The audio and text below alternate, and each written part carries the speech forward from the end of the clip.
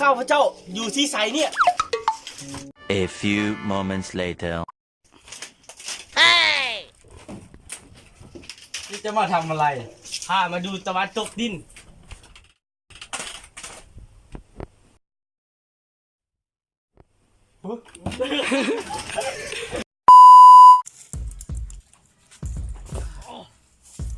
เฮ้ยตอนนี้เราอยู่ที่ไหนเนี่ยหรือว่าเราอาจจะลงป่า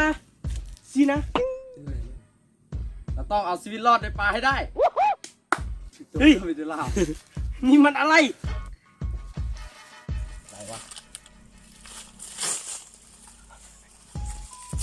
มันอะไร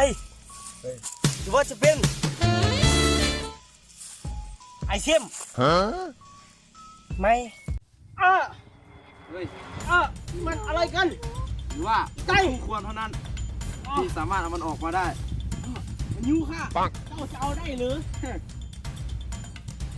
ยูค่าได้อันนี้มือHappy feet. One more combo. That ain't Falco. That ain't Falco. Oh!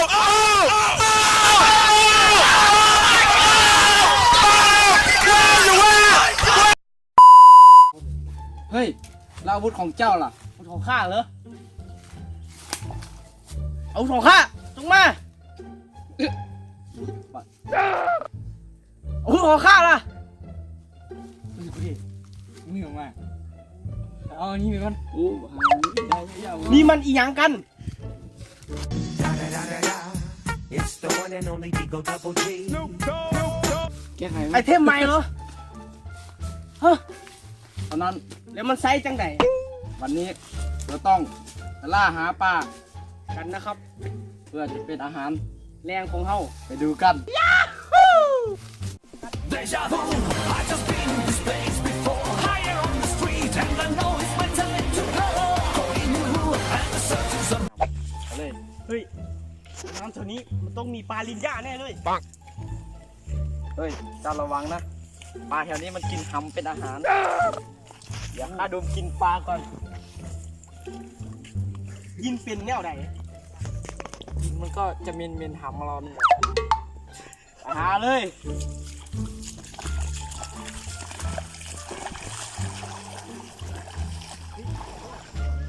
ปลาลินย่ามันอาจจะมีเสียงเราได้ โอ้ไม่มี เฮ้ย อยู่แถวนี้หรือเปล่าวะ อ้าวพี่ใจอ่ะอ่ะ 2,000 years later ได้อยู่บอลนี้หรือว่าบอลนี้ เฮ้ย จังไงดี คุณมีอาวุธพิเศษไม่ใช่เหรอ โอ้สันลืม มันจะใช้มันเอง เฮ้ย ตามฉันมาฉันอยู่แล้วน้องมันกินหามคุณนะโอ้ ก็ไม่อยากเสียหำเข้าไปแน่ ฉันใส่เบบี้ไอเข้ามา เฮ้ย ฉันเห็นปลาแล้ว ปลาลินย่าอยู่นี่ไง ๆจัดเลย ค่อยๆนะตาเองเฮ้ย เฮ้ย มันดิ้น ไปเลย เฮ้ยได้แล้ว เฮ้ย เฮ้ย เฮ้ย เฮ้ย เฮ้ย เฮ้ย เฮ้ยอ้าอ้าอ้าแทงมันหายจังเลย เอาเอาเอาโอ้โอ้โอ้อ้ายืนหำยืนหำมันเกือบกินหำข้าเอาโอ้หำข้ามันเกือบกินหำข้า Surprise, อยู่ motherfucker. แล้วแว่นข้าพังจ้า นี่ฮะอะไรปลานี่มาแล้ว ปลาลินย่า ปลาเป็นระยะนะ ปลาลันย่า ถ้าเกือบเสียหำไปข้างหนึ่ง ปลาอุตส่าห์เซ็กซี่เหลือเกินที่รัก ลองจูดูดิ ไปดูกันเลยเราสิเฮ็ดอีหยังกิน ไปกันเลย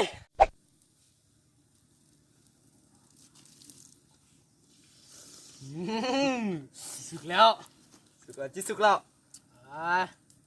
สุกแล้ววุ่นวายท่าโดนหลาย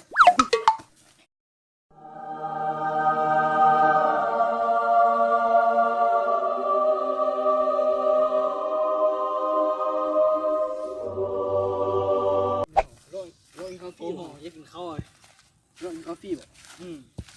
เวทละจูนั้นเขาปิ้งปลาเนาะเฮ็ดยางกายเนาะไปยางกายแล้วเขาเอิ้นไปเดินไป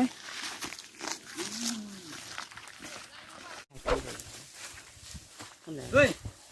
มึงมาเฮ้ยมายางเลาะเนี่ยมึงเอเดนทางบ้านเอาตีมากินปลามาอยู่ไหมอยู่ดีนะเขาอยู่เนี่ยกินเขาเนี่ยของมาแม่มาเนี่ยเด้อแซ่บอยู่ฮะเบิ่งมาซิมไปอยู่เอาซิมเป็นจังได๋นี่โอ้บ่เคยกินอะไรปลาดิเขาเอิ้นปลาดิปลาลินญ่าบ้านกันเลยบ่มีเจ้ามึงเป็นยังเด้อมาลองเจ้าเพิ่นกินได้แม่เฮ้ยมันอ๋อเผ็ดต้นไหวแล้วกันนี่แล้วก็กับจีเจ้าได้ไหมถ้ากันจีได้กันประมาณได้จีมันกันจีได้ไหมเจ้ามันกันจีได้มึงนี่คำนึงกันจีก่อนได้มึงน่ากับเจ้ามาไว้เลยโอ้ก็เจอจ้ะมาไว้ได้ป่าได้ถูกแล้วเจอเนอะมาก่อนเจอมานะกินลายปลากูที่มึงเขาเจ๊ไปจ้าเพื่อนซูยุป้ามาโอ้ไปแยกโลกอ่ะเดี๋ยวเราที่สาวดึกกระบาลที่กินส่วนนะอยากกินละมาเลยเมื่อมาได้ส่วน What the fuck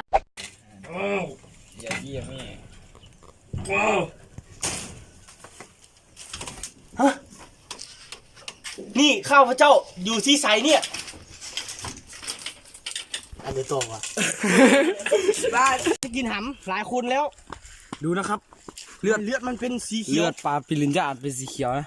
ชิมดูดิเลือดมันจะเป็นดูนี่ดิเลือดจะกินหำทำไมเลือดเป็นแบบนี้วะ